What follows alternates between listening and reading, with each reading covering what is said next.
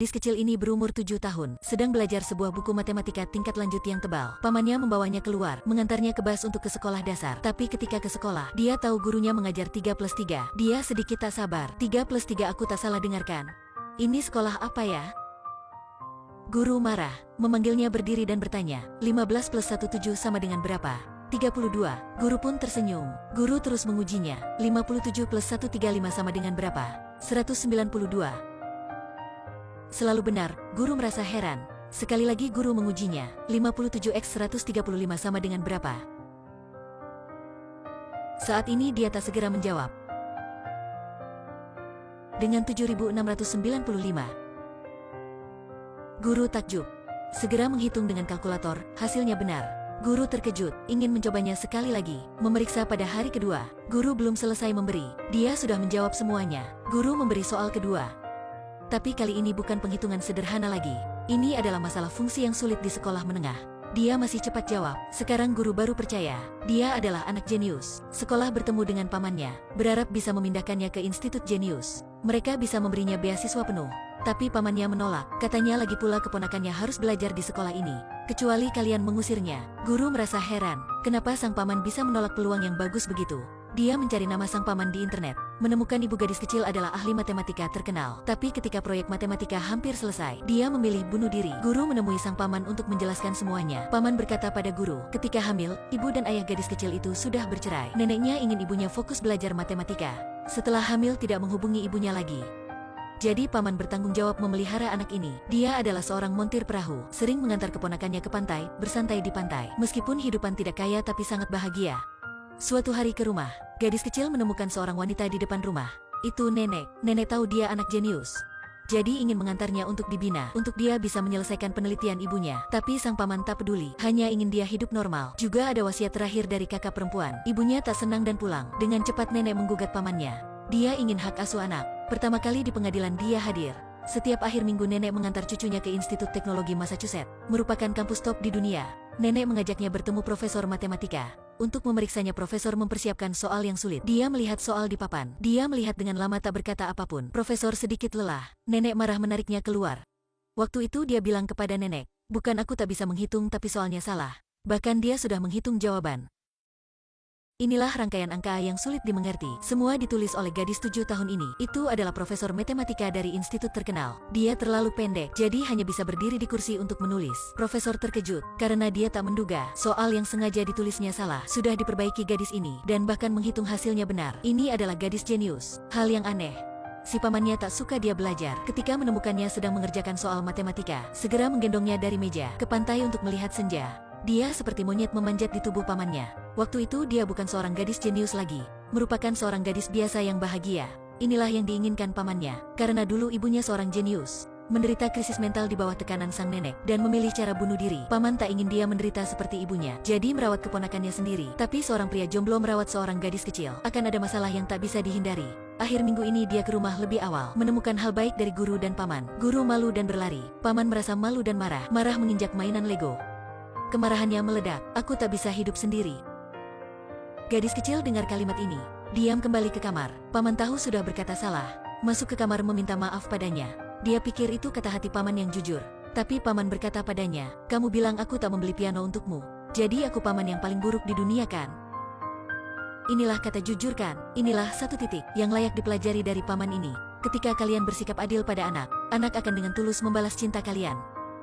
Setelah nenek mengetahui cucunya jenius, terus menggugat untuk hak asuh pemeliharaannya, pengadilan mengundang organisasi anak untuk dipertimbangkan. Pegawai bertanya banyak hal. Gadis kecil tak sabar, berkata pada pegawai, paman adalah orang baik, saya ingin hidup dengan paman. Ketika pegawai bertanya kenapa begitu, gadis kecil itu jawab, karena sebelum saya pintar, paman sudah menyayangi saya. Dia sangat tahu pamannya sangat menyayanginya, dan nenek hanya menyukainya karena dia jenius. Gugatan kedua, karena nenek tak terima hasil hak asuh jadi menemui ayah kandungnya. Pria ini belum pernah bertemu dengannya, ingin memberi hak asuh pada neneknya. Tapi pengacara paman adalah orang yang hebat, membuktikan pada pengadilan, si ayah tak bertanggung jawab, jadi tak ada hak untuk memberi hak asuh. Sampai di rumah paman tidak berbohong, berkata padanya ayah kandungnya hadir. Gadis kecil sangat sedih, dia tak tahu kenapa ayah tak mau menemuinya. Paman terdiam sesaat, mengantar gadis kecil ke rumah sakit. Mereka duduk di sana sangat lama. Sampai malam, ruang operasi baru ada yang keluar, yaitu seorang bayi laki-laki.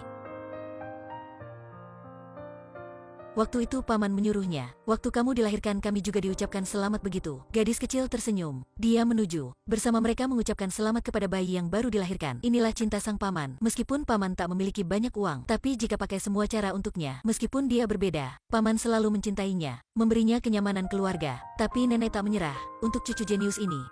Dengan cepat dia menggugat ketiga kalinya, yaitu gugatan merebut gadis kecil. Juga kali kedua nenek anak ini berdebat.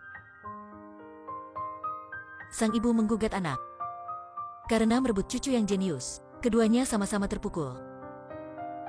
Pengacara paman mengambil bukti dari rumah sakit. Bagaimana nenek menindas membuat anaknya bunuh diri. Bahkan setelah anaknya mati dia belum pernah mengunjungi cucunya. Sekarang berdasarkan apa merebut hak asuhnya. Dan pengacara nenek berkata, kamu miskin dan tak ada harta.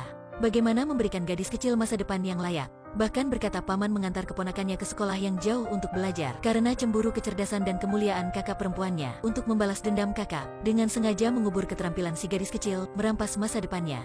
Akhirnya pengacara berkata, beritahu kami jika kamulah hak asuh seterusnya. Sebenarnya baik untuknya.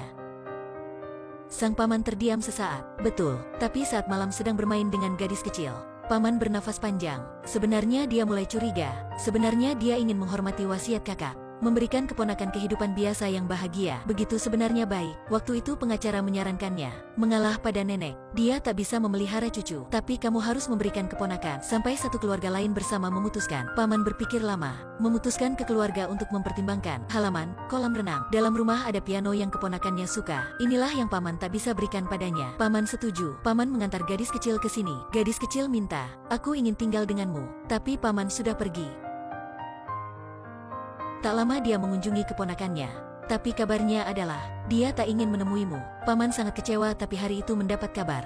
Kucing mata satu yang dipelihara keponakannya akan disuntik obat untuk mati. Dia berlari cepat ke rumah sakit, menyelamatkan si kucing. Dia tahu neneknya alergi dengan bulu kucing. Ternyata nenek menipunya, nenek sedang di samping gadis kecil. Paman segera tiba. Nenek mencari tutor, mulai merencanakan pembinaan untuk jenius. Paman marah, lemparkan dia banyak masalah, dan membawa keponakan pergi. Tapi keponakannya menghindar. Paman mengejarnya. Paman memeluknya. Dia mendorong pamannya. Mereka menganggap gadis kecil yang jenius adalah orang dewasa. Tapi ada siapapun memperdulikan pikirannya, tak ada. Paman menangis. Dia tahu dia sudah salah. Tak terduga Mary sudah menjadi seorang gadis baik, pandai, pintar dan lucu.